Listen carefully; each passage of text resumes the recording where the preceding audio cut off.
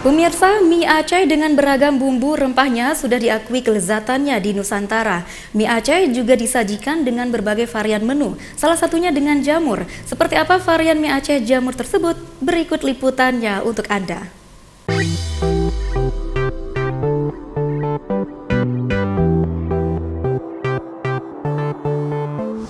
Mie jamur khas Aceh ini dijual di kedai Jasa Dua Saudara yang berada di kawasan Jalan Lintas Medan Banda Aceh, tepatnya di Desa Samahani, Kecamatan Indrapuri, Aceh Besar.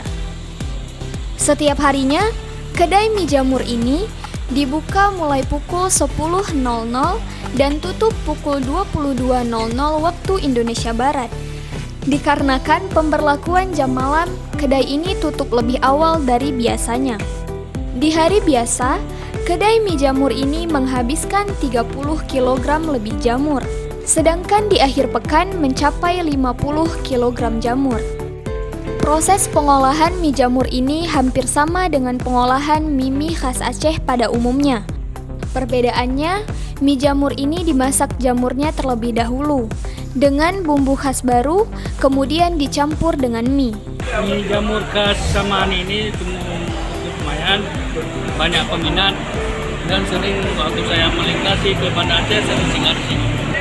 Per porsinya 18.000. 18.000 ya? Cukup merakyat dan harganya pun lumayan, bisa untuk makan bersama keluarga, puas Ya? dan enak.